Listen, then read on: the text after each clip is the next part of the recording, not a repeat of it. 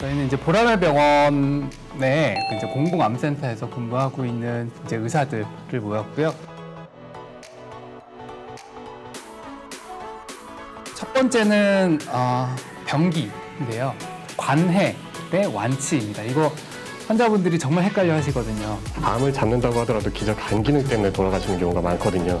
성기능이 떨어지고 요실금이 발생하는 등 삶의 질이 매우 떨어지는 위치에 존재를 하고 있는 거죠.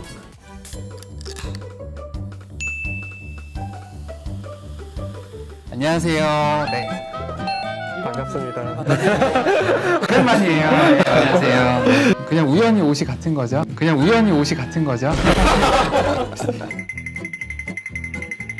그렇습니다. 이번 주제는 의사마다 선호하는 암 치료가 있답니다.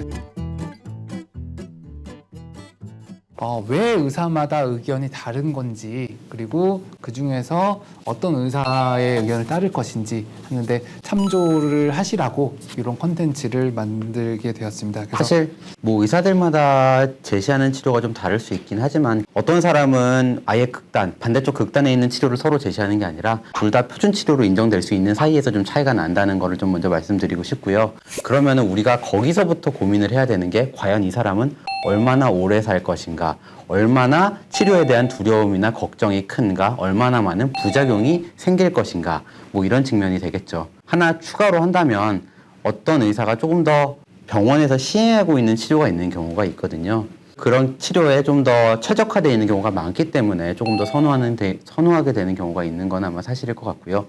전립선암 같은 경우도 마찬가지입니다. 뭐 수술이 좋다라고 하지만 호르몬 치료와 방사선 치료를 같이 하는 경우에도 사실은 뭐 예후가 못지않게 좋다고 나와 있는 게 사실이고요. 그래서 이런 경우에 사실은 두 가지 옵션을 동시에 환자분한테 일단 기본적으로 설명은 드리게 됩니다. 다만 이제 나이가 젊은 경우에는 요실금이라든지 이런 후유증에서 오히려 회복이 잘 되는 경우가 전립선암 같은 경우에는 좀 더 많거든요. 그래서 그런 경우에는 오히려 수술을 조금 더 권장을 드리는 경우가 많게 되고요.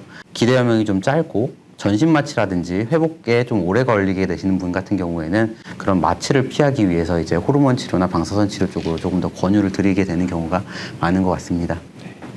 자궁경부암은 어떻게 보면 신기한 게 수술적으로 뗄 수 있거든요.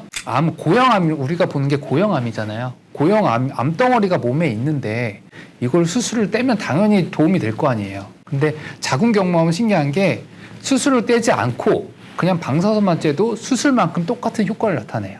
근데 방사선의 단점은 뭐냐면 그 후유증이 오래 갈 수 있어요. 방사선에 의한 이제 섬유화라고 하죠. 그래서 방광이 좀 줄어든다든지 직장 점막이 방사선에 의해 파괴가 돼서 혈변을 자주 본다든지 그런 후유증들이 10년, 20년 뒤에도 나타날 수가 있거든요. 그래서 자궁경부암 치료의 가장 큰 근본은 수술을 할 수 있다 하더라도 수술 후에 방사선을 받을 가능성이 높다. 그런 사람들은 아예 수술하지 말고 처음부터 방사선을 해라. 이런 면 때문에 자궁경부암에 있어서 어떤 선생님은 수술을 권하고 어떤 선생님은 방사선을 치라고 그렇게 달라질 수가 있습니다.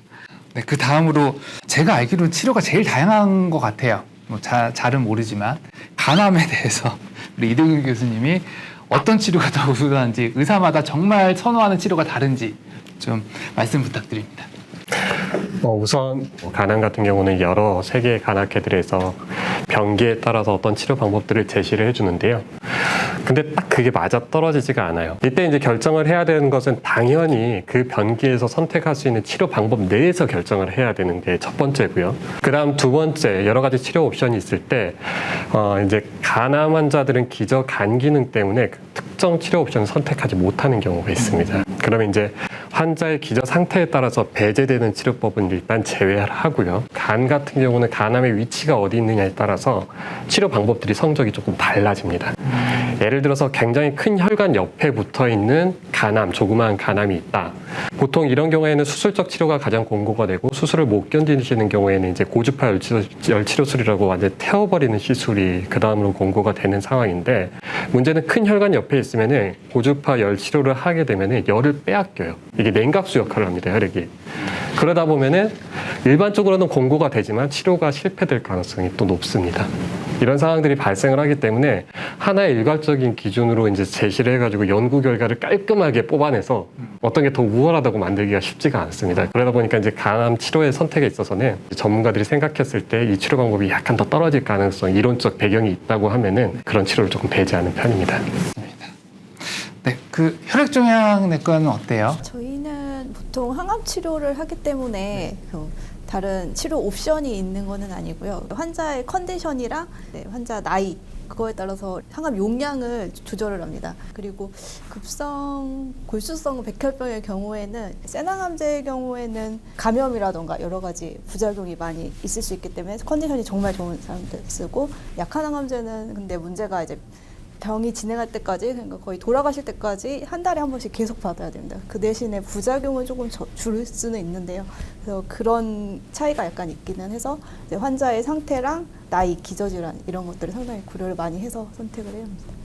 맞습니다. 저 같은 경우도 환자분이 어떤 상태냐가 제일 중요한 것 같아요. 만약에 그 환자가 처음 진단된 사람이다. 그럼 그 처음 진단된 사람의 치료 목표는 완치예요. 완치를 위해서라면 위험성이 큰 치료도 우리가 적극 시도를 할 수가 있죠. 근데 만약에 여러 번 재발했다든지 완치 가능성이 떨어진 사람들한테는 위험성이 높은 치료를 권장을 안 하게 되죠. 그나마 의사마다 의견이 적은 게 처음에 진단하고 나서 치료예요. 첫 진단 후 치료는 큰 병원별로 큰 차이가 없지만 여러 번 재발한 사람들은 정말 10명이에요. 10명 다 치료가 다를 거예요.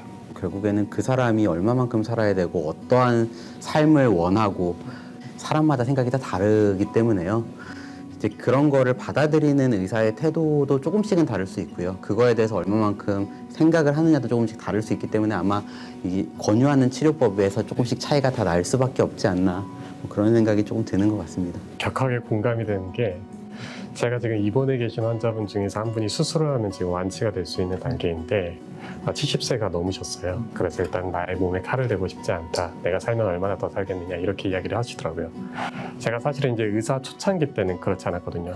안 됩니다, 이거 수술하셔야 된다고 혼을 이틀 내서라도 가까이 계속 끌고 설득을 가는. 했어요. 네. 근데 이제는 되게 생각이 많이 바뀌었습니다. 그래서 일단 환자도 의사결정, 자기 치료 결정을 하는 데 있어서는 당연히 이제 능동적으로 참여하는 게 맞고, 의사들은 최대한 이제 그런 환자의 의견을 받아들이고, 그리고 이제 향후 치료에 있어서 적극 반영하는 게 맞다고 생각이 됩니다.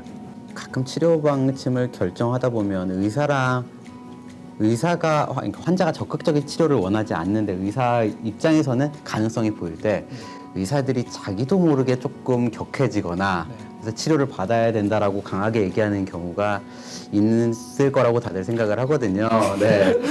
혹시나 그런 경우에 저 의사는 왜 이렇게 불친절하냐라고 생각하시기보다는 정말 그 병에 대해서 치료를 환자만큼 원하는 게 의사이기 때문에 그런 반응을 보인다고 조금 너그러운 마음으로 환자분들이 좀 더 이해를 해주시면 아마 좀 서로 이해하면서 가는 데 도움이 되지 않을까 싶습니다.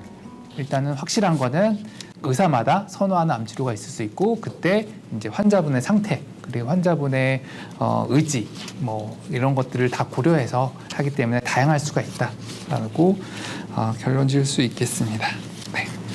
그러면 이번 주제는 이것으로 마치겠습니다. 네. 감사합니다. 네, 감사합니다. 새로운 게 무조건 좋은 게 아니다. 과연 로봇 수술이 값어치를 할 것인가라는 로봇으로 수술했던 사람들한테 너무 미안하다. 연구 결과가 상당히 충격입니다. 복강이랑 로봇이 훨씬 더 우수하다라는 논문만 셀 수 없을 정도로 많이 나왔어요. 꿈의 논문 아닌가요? 네.